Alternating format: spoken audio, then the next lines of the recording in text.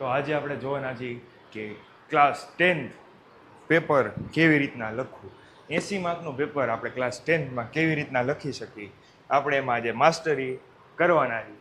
Mastery કરવા માટે સૌથી પહેલાં લાઈક કરી દો, પછી આ 1-2 જણાને શેર કરી દો એટલે એની હેલ્પ થઈ જાય. અને પછી જો આવી જ ઇન્ફોર્મેશન જોતી હોય તમારે કે આવી જ વિડીયો જોતા હોય તો સબસ્ક્રાઈબ કરવાનું ભૂલતા નહીં. હલો, પહેલો ફેઝ શું છે આપણો? પહેલો ફેઝ છે planning. Success is writing start before the pen touch the paper.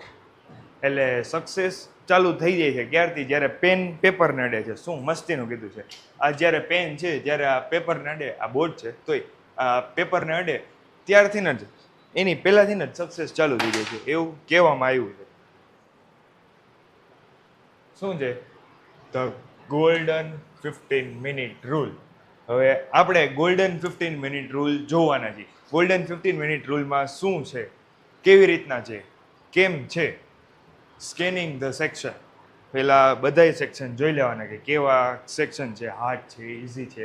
Read all question first, identify the easy. કયા ઇઝી છે એમાં ટીક કરી દો. Manageable and difficult once. એટલે મતલબ કોકમાં એવું કરો, જો સાવ ઇઝી હોય એમાં સર્કલ કરી નાખવાનું, એના કરતાં થોડાક હાર્ડ હોય એમાં સ્ક્વેર ચોકડી કરી નાખવાનું, અને બહુ હાર્ડ હોય તેમાં રાઈટ ટીક કરી નાખવાનું એમ. એટલે એ તમારી રીતના સાયન્સ ગોઠવી નાખવાની એમ. બટ પેપરમાં કોઈ દી ટિક્સ ન કરતા. બટ જો આછું આછું કરી નાખશો તો તમને કોઈ ના નથી પાડવાના યાર. ડન. માઇન્ડ મેપિંગ એટલે માઇન્ડમાં જ વિચારવાનું કે તમારે શું કરવું છે. Quickly outlines complex answer in your હેડ.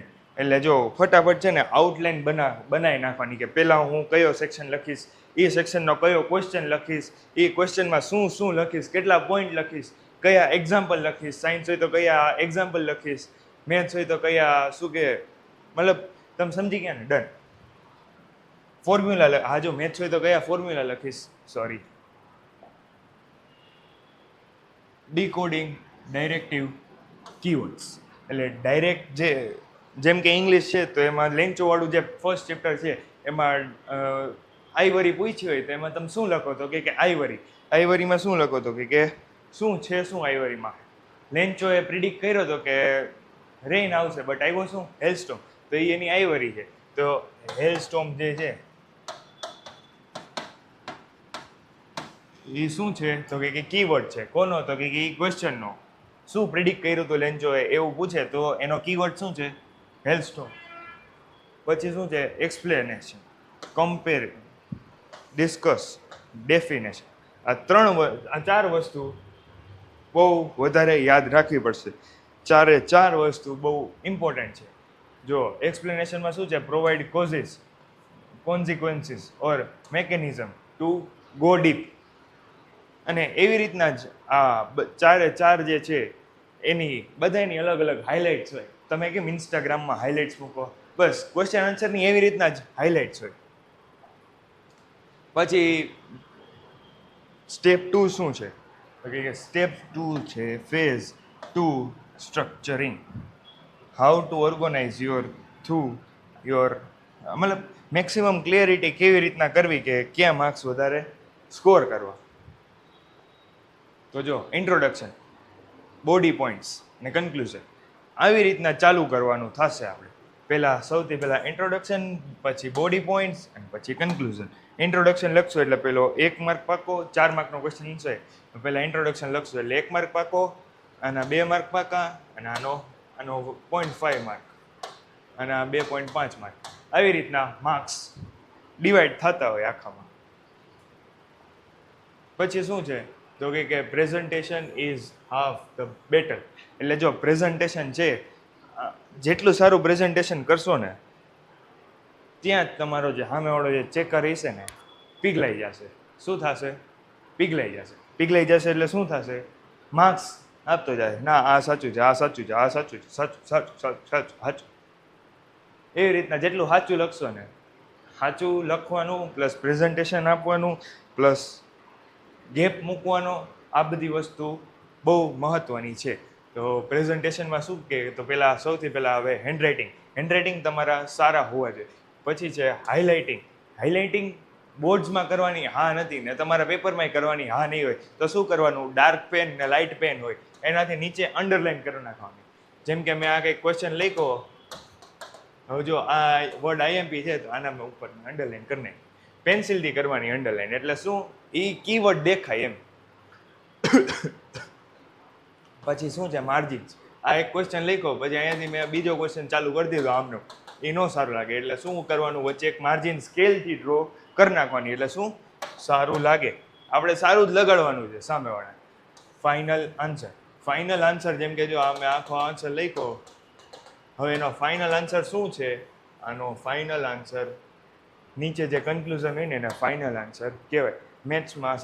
મેથ્સમાં જેમ કે x = 5 આવતું હોય તો અહીંયા એને સ્ક્વેર કરવાની જવાબદારી તમારી. ડન. આજથી જવાબદારી તમને આપું છું, ગમે એ આન્સર હોય ને મેથ્સમાં તો એને સ્ક્વેર કરવાનું. ડન. The 1-3-5 minute rule. હવે જો આ મેં મારી રીતના બનાવેલો છે 1, 3 અને 5 મિનિટ રૂલ્સ ટ્રિક્સ. હવે જો 15 મિનિટ લેફ્ટ. હવે જો છેલ્લી આગળ જે તમને 15 મિનિટ આપે એમાં શું કરવાનું, buffer time allocation. Always aim to finish 15 minute earlier. એટલે તમારો છે ને ગોલ એવો હોવો જોઈએ કે પેપરના 15 મિનિટ પહેલાં જ પેપર પૂરું થઈ જવું જોઈએ. આગળ તમને 15 મિનિટ આપે છે, અહીંયા તમે પાછલી 15 મિનિટનું કામ કર્યું અને છેલ્લી 15 મિનિટમાં તમારે પેપર પૂરું થઈ જ જવું જોઈએ. Always aim to rechecking the silly calculation error in maths. એટલે જે સિલી કેલ્ક્યુલેશન એરર હોય મેથ્સમાં એને તમારે સોલ્વ કરવાની. Assuring the question number are correct mark. એટલે ક્વેશ્ચન નંબર છે એ તમારે કરેક્ટ માર્ક છે કે નહીં. હવે જો મેં અહીંયા લખ્યું હોય, પહેલાં મેં 2 લખ્યો, પછી મેં લખ્યો 4 અને પછી મેં લખ્યો 3. તો આવી રીતના લખ્યું હોય ને જો મારે 3 ની બદલે 4 ને 4 ની બદલે 3 થઈ ગયું હોય તો પછી હું કટ કરીને છેલ્લું કરી શકું, નહીંતર આમાં તમને એકેય માર્ક ન મળે. ભલે તમારા આન્સર સાચો હોય પણ નંબરિંગ ખોટું હોય તો તમને એકેય માર્ક બોર્ડ્સ નહીં આપે. એડિંગ મિસિંગ ડાયાગ્રામ્સ ઓર અંડરલાઇન કીવર્ડ્સ. હવે જો તમે જેમ કે આ આઈનું ડાયાગ્રામ કર્યું હોય, સમજી જાઓ ને આ આઈ છે. ડન. હવે આની આજુબાજુમાં એક બોક્સ કરવાનું અને નીચે એક બોક્સ કરીને લખવાનું EYE. ડન. આઈ લખવાનું, આવી રીતના બોક્સ કરવાનું. આ બધું સ્કેલથી કરજો કાકાઓ. એટેમ્પટિંગ ધોઝ ટોચ ક્વેશ્ચન આર સ્કીપ. એટલે જો તમે જે ક્વેશ્ચન સ્કીપ કર્યા હોય કે જે તમને થોડાક આવડે છે થોડાક નથી આવડતા, અને તમારા પહેલાં જે સેક્શન એ હોય એમાં 13 ક્વેશ્ચન લખવાના હોય. હવે એમાંથી તમારો એકાદો બાકી રહી ગયો છે અને તમારે એમ લાગે છે કે લખી નાખવું હાલ ને, તો એ વિચારીને લખી નાખવાનું, એ લાસ્ટમાં રાખવાનું. ડન. હવે શું છે, the scoreboard habit versus marks. Habits versus marks.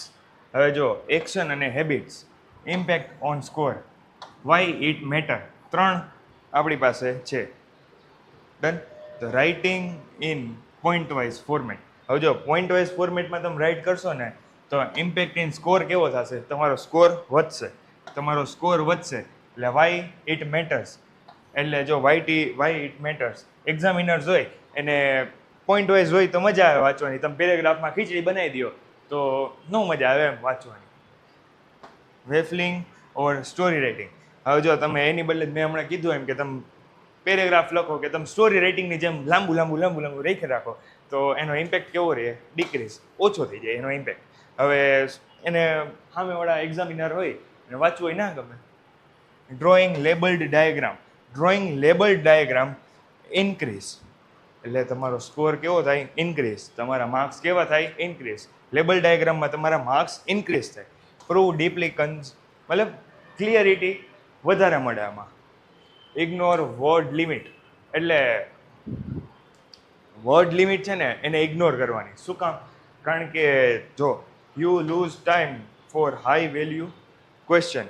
એટલે જો તમે સેક્શન બીમાં કે સીમાં તમે ફટાફટ મોટું લખો ને પછી સેક્શન ડીમાં છે એટલે ટાઈમ જ ન હોય તમારી પાસે, એવું કરાય નહીં. એટલે વર્ડ લિમિટ છે એને ઇગ્નોર કરવાની. Visual aids for extra marks. એટલે જો વિઝ્યુઅલ એડ્સ છે એક્સ્ટ્રા માર્ક્સ માટે, એ તમારે કોઈ દી ભૂલવાનું નથી.